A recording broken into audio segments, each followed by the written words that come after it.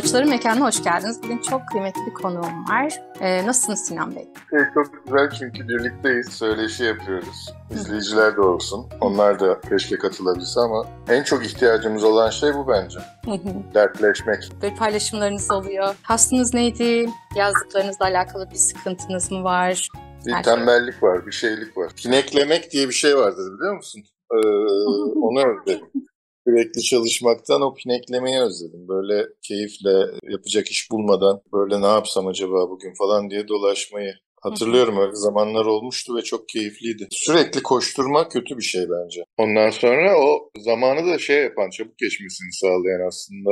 Hani bir bakıyorsunuz böyle 3 sene olmuş, nasıl geçti anlamadım falan diyorsunuz ya. O koşturmayla alakalı bir şey işte o bence. Ama o pineklemenin içinde can sıkıntısı yok değil mi? Çünkü birçok insan, yani ben de koşuk yaptığım için onu söyleyeceğim. İşte canım sıkılıyor, hareket etme enerjimiz yok, bir türlü bir şeye başlayamıyoruz gibi bilinçsiz bir pinekleme değil, bilinçli bir pinekleme gibi geliyor sizinki. Yok, tam tersi. Herkesin şeyi biraz farklı. Yalnızlığı da negatif bir şeymiş gibi ele alıyorlar. Aslında yalnızlık da çok keyifli bir şey insanın kendini geliştirmesi açısından. Hatta zaruri bile diyebiliriz. Bakış açısı tamamen. Benimkinde şey yok. Negatif hiçbir şey yok. Tam tersi. Evet. Zamanı yavaşlatmak, anın farkına varmak, zamanı yavaşlatmak önemli olan şey. Farkına varmak için de biraz rölanti yapmanız lazım, ağırlaşmanız lazım, yavaşlamanız lazım. Her şeyi fark ederek yaşamanız lazım. Yani şu anda şurada bir şey görüyorum, manzara, şöyle çevireyim de görün. Yani bakar mısınız o jalüziden, panjurdan giren güneş ışınları. Bu kolay bulunur bir şey değil. Kimine hiçbir şey ifade etmeyebilir, çok basit bir şey olabilir. Ama aslında bir mucize. Bunun farkına varmak lazım. İncelemek lazım, şaşırmak, hayret etmek lazım. Nasıl bu kadar çok şeye sahip olmuşuz, ne kadar şanslıyız, bunun farkına varmak lazım. Yoksa geçiyor, çok hızla geçiyor. Ve hiçbir şeyin farkına varamıyorsunuz, hiçbir şeyi anlayamıyorsunuz. Bir bakıyorsunuz ki işte 10 sene geçmiş, 20 sene geçmiş, yaşlanmışsınız. Ne yaptım ben? Ortada bir şey de yok falan diye böyle hayıflanıyorsunuz. Onu engellemek lazım. Peki bunu zamanla mı geliştirdiniz bu kuvvetinizi, yoksa gençken de böyle miydi sizin için de, zaman kolayca yavaşlatılabiliyor muydu? Yok, hayır. Bu 45-50'den sonra hakim olabildiğim bir şey. Tam olarak söylersem tabii 40'a kadar, 35-40'a kadar, 37-38 civarında bir aydınlanma oldu. Ama 40'ta artık tam farkına varmıştım. Tabii insan acılar da çekiyor, aşık oluyor vesaire ya da çok uğraştığı bir şey olmuyor. Hayal kırıklıkları falan filan, onları topladığınız zaman da bir sürü negatif duygudan aslında pozitif büyük bir güç elde edebiliyorsunuz. Yenile, tökezliye, hata yapa, hatanın çok da kötü bir şey olmadığını, hatadan zaten kaçış yok. Sürekli bir şeyler yapmak istiyorsanız hata da yapacaksınız. Peki biz hani bu programları çekiyoruz. Herkese tabii ki bir örneklik olsun istiyoruz ama özellikle de hani gençler de duysun diyoruz ya. O zaman genç yaşlarımızda belki de çok da mümkün değil böyle hayatın içinde durmak, düşünmek. Belki de gençliğin getirdiği şey de aslında o hızlı yaşam, o duyguların hızlı geçişleri. Ama mesela o yaşınızda bir öğüt veriyor olsaydınız, şimdiki yaşınızdan ne derdiniz o zaman? Hata yapmaktan korkmasın insanlar ve elindekiyle yetinmesin. Elindekiyle yetinmesin derken ona verilen, dayatılan sisteme razı olmasın. Hep bir fazlası var dışarıda. Kendini geliştirmek, daha önce konuştuğumuzda da söylemiştim, bu yaşam nasıl bir şey dendiğinde filozofların farklı cevapları var. Nietzsche'nin farklı cevabı var, işte Kant'ın farklı cevabı var. Ben Sartre'ın bir şeyi vardı. Yaşam tasviri vardı. Bireyin kişisel sınırlarını belirleyip onları geliştirebilme süreci diyor yaşam için. Yaşamı böyle adlandırıyor. Ve son derece uygun aslında. Çünkü 3'e ayırabiliriz yaşamı. Kendini keşfetme, limitlerini zorlamak ve gelişmek. Daha sonra da onu paylaşmak, insanlara sunmak. Bu birçok insanın farklı şekilde yorumladığı bir şey. İşte Picasso diyor ki hayatın anlamı o merakını bulmak ve onu daha sonra insanlarla paylaşmak. Nietzsche'nin yaşam evreleri var. Deve, aslan, çocuk. Deve bilgi toplayan, gençliği ifade ediyor. Hı hı. Aslan o bilgilerle savaşma gücünü ve o bilgileri yayma gücünü temsil ediyor. Çocuk da bütün aslında en üst seviye olarak tekrar o bilgilerle ve o tecrübelerle çocukluğa dönüş. O da yaşlılık aslında. Hı hı. Hani böyle eskiden yaşlıları düşündüğümüzde böyle old and wise derler. Böyle Evet, yaşlı, bilge, bilgi. kendisiyle barışık, insanlarla rahat, kolay geçinen, tatlı dilli falan yaşlılar. Öyle insanlar çok fazla yok biliyorsunuz. Hı. Yaşlılar genelde bitter oluyor. Genelde böyle Hı problemli oluyor. Gençleri kıskanıyor. İşte benim az zamanım kaldı bilmem ne falan filan. Halbuki hı. dolu dolu yaşarsanız yaşlılık bir ödül. Doğru. Emeklilik gibi. Yani çok fazla artık koşmanıza, Hı uğraşmanıza gerek yok. Belli bir seviyeye gelmişsiniz. Artık harika eşinizle, dostunuzla, sevgilinizle, köpeklerinizle ne bileyim işte teknenizle diyelim ya da hı. bahçenizle zaman geçirebilirsiniz. Yani harikulade bir zaman yaşlılık evresi. Hı hı. O olmak için de, o öyle bir yaşlı olmak için de dediğim gibi tadına vararak ve her anın keyfini çıkararak yaşamak gerekiyor. Gençlere e, sürekli konuştuğum şey saçmalamaktan korkmayın, saçmalamaktan kaçınmayın. Hiç Hı kimseyi hı. memnun etmeye çalışmayın. Hiç kimseyi memnun edemezsiniz çünkü. Hı hı. Yani herkesi memnun etmek teknik olarak da mümkün değil. Doğru. Ben öyle bir resim yapayım ki herkes beğensin. Ben öyle bir sanatçı olayım ki herkes beni takdir etsin. Mümkün değil öyle bir şey. Hı hı. Bazı insanlar sizi beğenecek, bazıları takdir edecek. Bir tek şekilde insanların çoğunluğuna ulaşabiliyorsunuz. Yaptığınız işin muhteviyatı vesairesi falan çok önemli değil. Samimi olursanız, içten olursanız insanlar bunu algılıyor. Örnek vereyim size. Yaklaşık işte 32-33 bin follower'ım var Instagram'da. Hı hı. Bence büyük bir güç bu. Yani Instagram'ın gücünden bahsediyorum. Kendi Hı gücüm değil. Yanlış anlamayın. Büyük bir güç bu. Hiçbir PR firmasının, hiçbir galerinin veremeyeceği bir şey bu. İmkan size hı. sağladığı.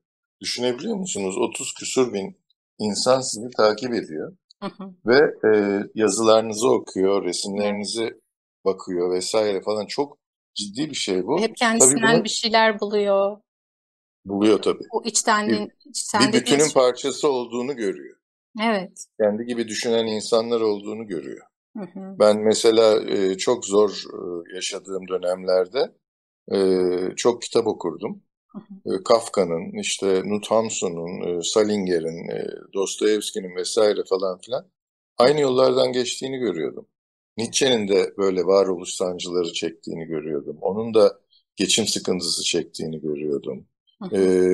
Onun hayata karşı nasıl bir formül geliştirdiğini anlıyordum, içselleştiriyordum. İnsanların ihtiyacı olan tek şey bu. Hı hı.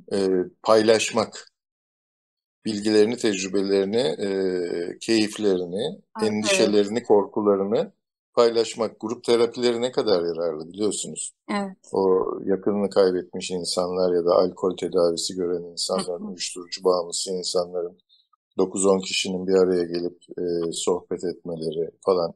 Bu ne kadar yararlı oluyor insanlar için. İşte bunu yapmamız lazım. Gençlere Evet. de tek şeyim o. E, Dediğiniz hani aslında kahraman arketipinde de vardır ya o kahramanın yolculuğundaki o bütün acılar çekilir tekrar başa gelinir belki ama artık o ilk noktadaki o yolculuğa çıkan kişi değilsinizdir. tabii. E, Gençler o zaman hani sıkılıyorum dedikleri noktada aslında onları rahatlatmak değil de güzel, sıkılman güzel.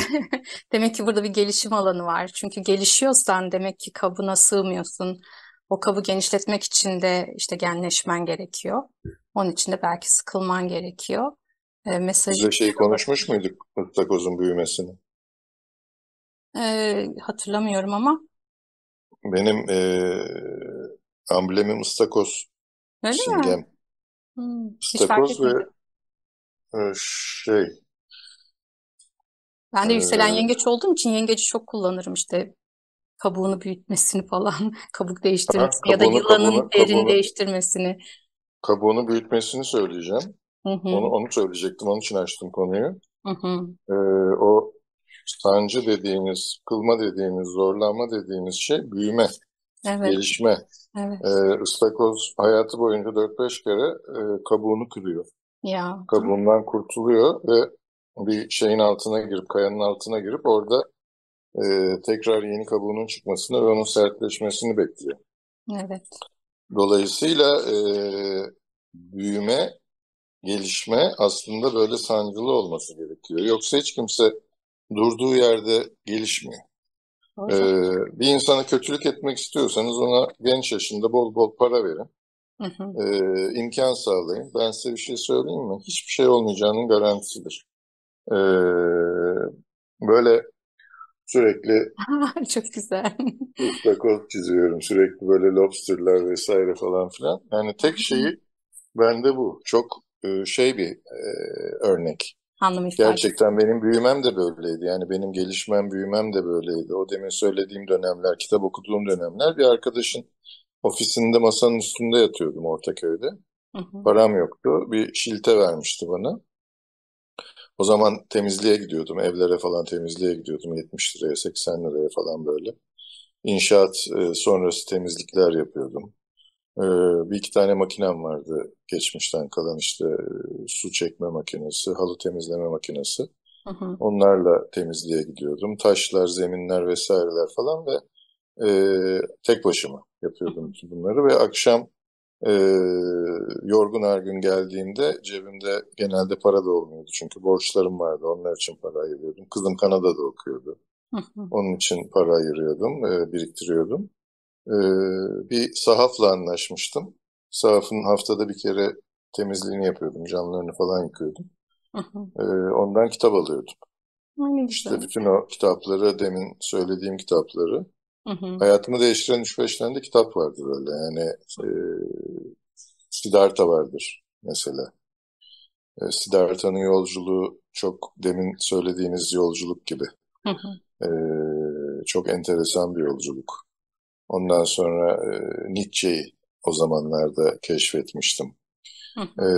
Böyle şeyler vardı. E, 3-5 tane önemli kitap vardı benim için.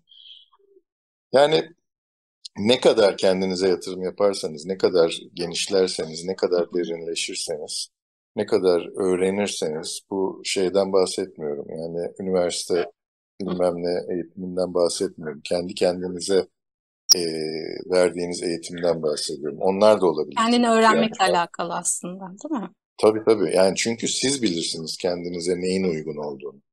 Daha doğrusu siz bilmelisiniz size neyin. Ben gençlerde bazen şaşırıyorum mesela. Ne olacaksın diyorum, ne yapacaksın?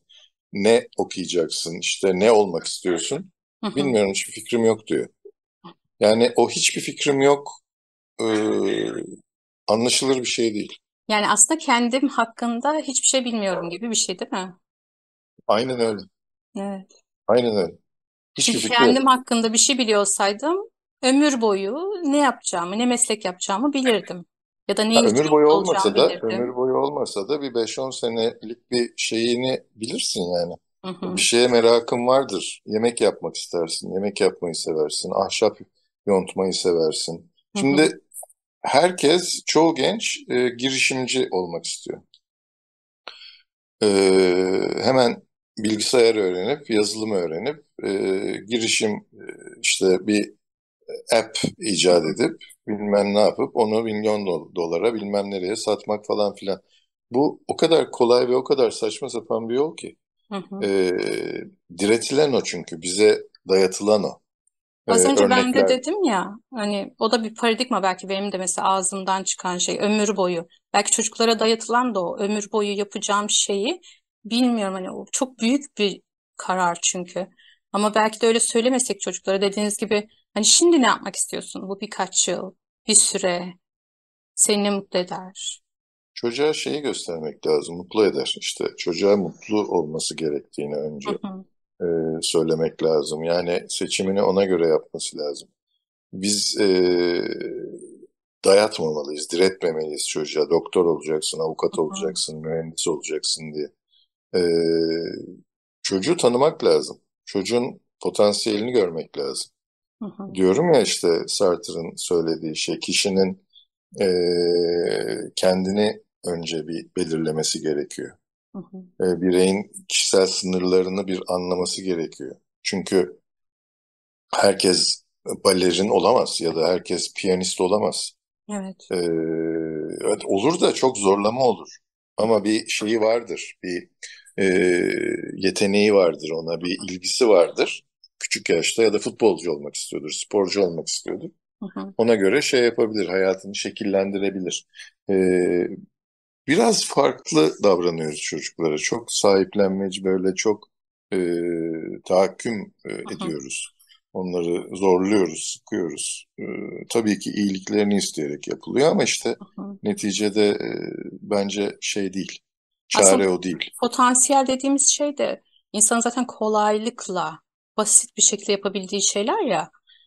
Tabii. Dediğiniz gibi belki de tek gerekli olan eğer anne baba için bir gözlem yeteneği, çocuğa karşı geliştirdiğimiz bir merak. Çocuk Bu kadar. neyi çok kolay yapıyor? Bu kadar. Bu Ya. kadar. Bir de çocuğu bana diyorlar işte şeyler geliyor anneler babalar diyorlar ki çocuğun resme çok yeteneği var. Hı E, hı. ne yapmalıyız? Takdir etmelisiniz. Takdir ediyoruz zaten. Devam etmelisiniz. Hı hı. Beğenmelisiniz. Çocukla birlikte resim yapmalısınız. Hı hı. E, çocuğa kendini iyi hissettirmelisiniz. Bırak resim yapmayı, ders çalış derseniz çocuk ilerleyemez, yapamaz. Hı Dersten hı. de nefret eder. Resim de yapamaz. Evet. Ondan sonra okula gidiyor. Okulda da öğretmen resim dersinde yapılır. Şimdi dersini çalış. Arkadaşları alay ediyor. Öyle tavşan çizilmez, böyle kertenkele olmaz, öyle kuyruk olmaz. Hı hı. Nasıl resim yapsın çocuk? Yani resimse konumuz. Hı hı. Kaçıyor. İçine kaçıyor, yani ürküyor. Bence sanatla iç içe gelişmesi lazım çocuğun.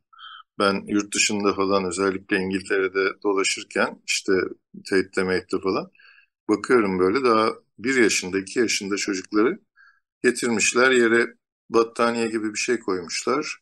Çocuğun eline de işte üzüm vermişler. Çocuk orada üzüm yiyor. Duvardaki resimlere bakıyor, bilmem ne yapıyor falan filan. Alışıyor. Ondan sonra o çocuğun gelişimi farklı oluyor.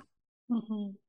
Dolayısıyla sanatla iç içe olması lazım. Resim, heykel, tiyatro, müzik, kitap, şiir, opera, klasik müzik, bunların hepsi birleşince zaten harika bir hayat oluyor. Hı hı. Yoksa biri eksik olsa çok şey olmuyor, keyifli olmuyor. Ondan sonra, çünkü para kazanmak, zengin olmak birinci öncelik olmamalı hiçbir zaman. Hı hı. Yani bir insanın aklı fikri para kazanmakta olmamalı. Ee, bence zevkle yapacağı bir iş bulmalı ve işini en iyi şekilde yapmaya çalışmalı. Zaten işini en iyi şekilde yapmaya çalıştığında ve işini yaparken eğlendiğinde harikulade bir iş çıkarmış olur. İnsanlar zorla da olsa e, gelir cebine o parayı sokar. Yani para diye bir derdi olmaz zaten işini harika yapan bir insan. Evet, o da bir enerji ise sonuçta para. Sizin dediğiniz gibi kendi enerjinizle akmaya başladığınızda o da size doğru akmaya başlıyor zaten. Çok bu kısım gerçekten önemli ve fark edilmesi gereken bir yer. Siz koşsanız da peşinden o elinize geçse bile kayboluyor. Ama Tabii öteki tabii. türlü birlikte akabiliyorsunuz o enerjiyle de. Baştan beri çok güzel şeyler söylüyorsunuz. Ya Ben bazı şeyler çok fazla üzerine düşmemek lazım. Hı hı, Bazı şeyler yani onsuz da olabileceğini düşündüğünüzde, anladığınızda oluveriyor. Çok e, üstelerseniz, çok ısrar ederseniz olmayabiliyor. Enerjiyi tıkıyorsunuz çünkü. hı hı, Akmıyor, demin söylediğiniz gibi. hı hı, Ee, ben mesela bir kendime uygun bir eş, sevgili bulmak için çok uğraştım, çok denedim. hı hı. Her taşın altına baktım, çok ciddi Güzelmiş. bir mesai harcadım. Bulamadım. Hı hı, Olmuyorsa olmuyor dedim, sağlık olsun dedim. Çok da gerekli değil dedim, böyle yaşarız dedim. 1-2 sene içinde hayatımın aşkıyla karşılaştım. hı hı, Yani bir bırakmak gerekiyor hı hı. bir yerde. Rahatlatmak gerekiyor o şeyi, o enerjiyi. Para da öyle. Para kazanmalıyım, para kazanmalıyım, para kazanmalıyım diye kendinizi şartlayıp sıktıkça Belki kazanıyorsunuz ama o kazandığınız paranın da hayrını görmüyorsunuz. Hı. Sonra hani easy come easy go derler ya, böyle geliyor gidiyor zaten bir anda. Evet. Şey olmuyor, tutarlı olmuyor. Bereket denen şey olmuyor belki. Olmuyor, olmuyor. Evet. Bir O de zaman insanların gençlere şey memnun... diyelim, hani sıkılıyorsanız sıkılmaya devam edin. Çok güzel bir şey. Çünkü bu geliştiğinizin bir işareti. Aynen. Ki gençlikte zaten böyle sıkıla sıkıla dediğiniz gibi kabımızı genişlete genişlete o kabı dolduruyoruz ki bir zaman sonra da o kap doluyor dediğiniz gibi o zaman şirin, wise yaşlılar oluyoruz ve taşmaya başlıyoruz. O kısım da güzel. Yani yaşlılığı geçirmenin en güzel yolu gençlerle iletişim kurup onlara tecrübelerimizden bahsetmek, onları etkilemek, eğitmek, Hı hı, yol göstermek. Ama bunu yaparken böyle didaktik olmamalı. Yani eğlenmeli gençler. hı hı, Hiçbir genç yaşlılarla zaman geçirmek istemiyor, sıkılıyorlar.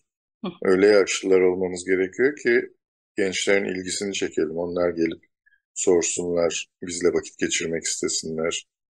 Bence hayatını değerlendirmenin en güzel yolu bu bir hı, yaştan sonra. Paylaşmak yani. Benim böyle şey periyot periyot işte 15 senelik şeyler, dilimler koydum kendime. hı, hı İlk 15'im zaten ailemle güle oynaya geçti.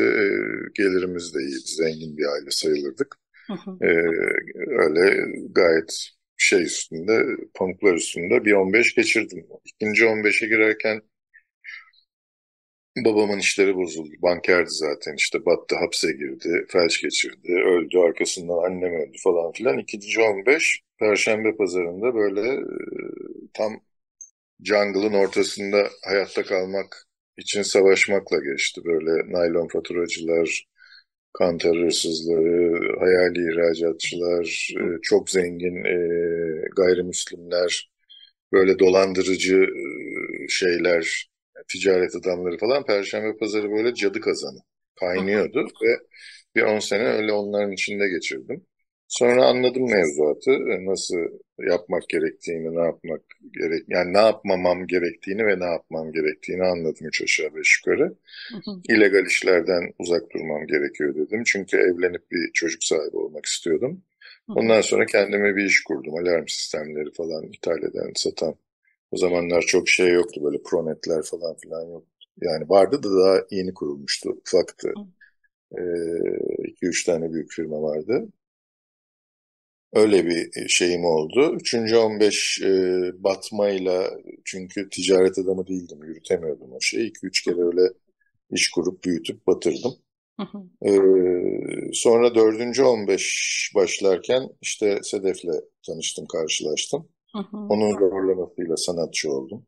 hı, hı. Yani 45'ten sonra sanatçı oldum. Hı. İşte bir 15 sene de öyle geçti. İyi de bir 15'ti o, harikulade. Yani hiç planlanmamış ve olağanüstü bir 15'ti. Şimdi bir beşinci 15 olur mu diye pazarlık halindeyim İnşallah. yukarıyla. Yalnız çok güzel bir şey söylüyorsunuz. Onun altını çizelim. Hani dediniz ya 45'ten sonra sanatçı oldum.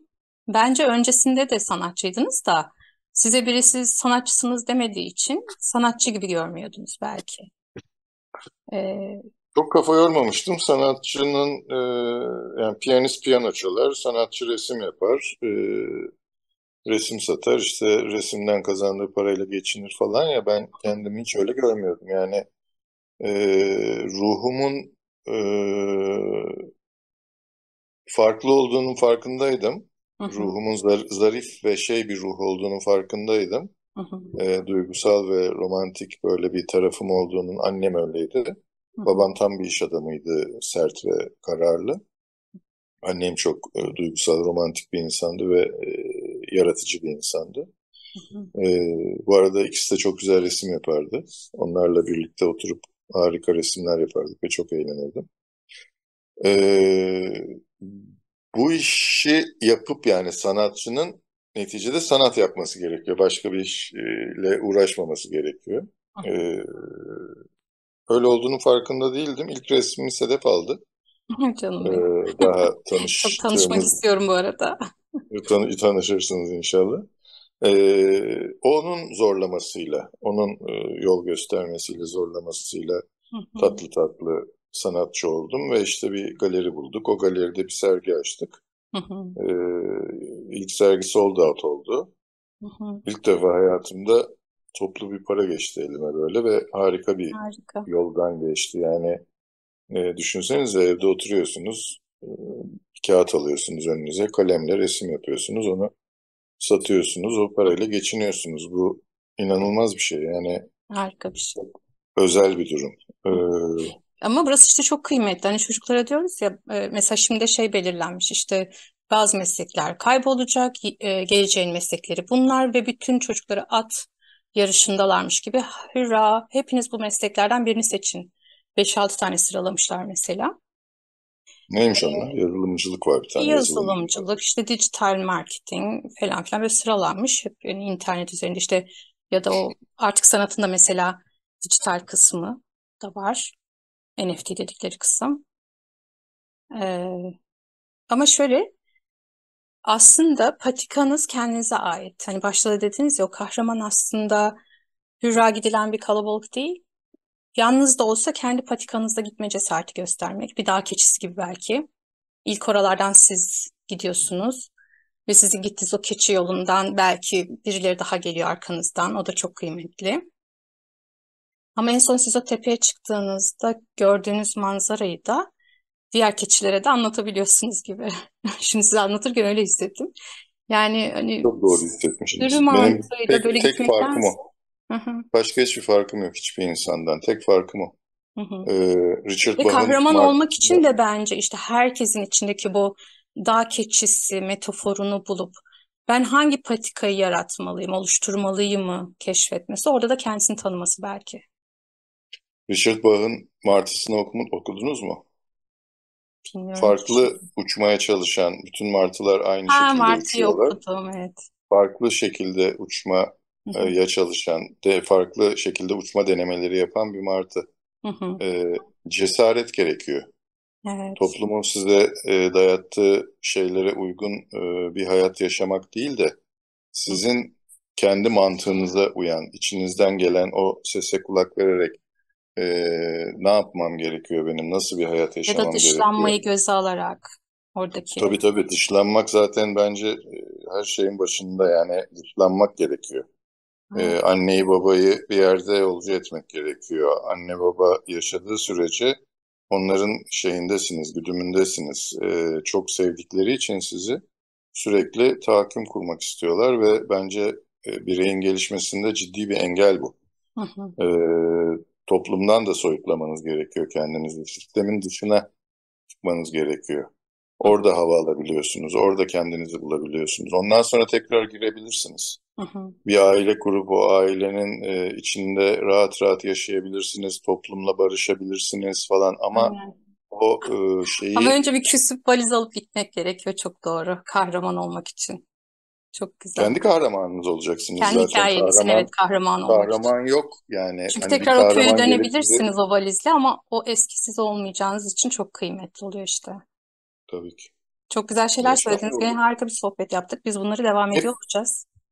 kesinlikle hep ileriye doğru gidiyoruz. Yolculuk böyle. Hı hı. Onun için geçmişe fazla kafayı takmamamız gerekiyor. Hep ileriyi düşünmemiz gerekiyor ve tane tane böyle baby step, adım adım, yavaş yavaş, minik minik gitmek gerekiyor Evet. bence. Teşekkür ederim tekrar geldiğiniz için. Son Ben sözleriniz teşekkür var ederim. mı? Onları da alayım. Bugünlük de bu kadar olsun. Ee, Tek ricam gençlerden gençlere mesaj olarak, aslında herkese, bütün Hı hı. insanlara veriyorum o şeyi, ama e, insanları memnun etmeye çalışmasınlar, kendilerini memnun etmeye çalışsınlar. Evet. Kendilerini memnun ederlerse, kendilerinden memnun olurlarsa zaten insanlar memnun olur. Onlar gibi düşünen insanları çekerler. Hı hı. O insanları gören diğer insanlar da gelir. Hı hı. Dolayısıyla ben çok garip şeyler yazıyorum bazen sabahları. Diyorum ki tamam, bu sefer linç edileceğim, kesin geliyor linç. Yok, edilmiyorum çünkü içtenlikle yazıyorum, Hı. içtenlikle söylüyorum onu. Şey yapmak için değil, ortalığı karıştırmak için değil. İnsanlar onu algılıyor. Dolayısıyla Evet. samimi olmak her şeyin başı bence. Evet. Çok teşekkür ederim. Ağzınıza sağlık. Bugünlük de bu kadar olsun. Çok çok Programda teşekkür ederim. görüşürüz. Görüşmek üzere. İyi günler.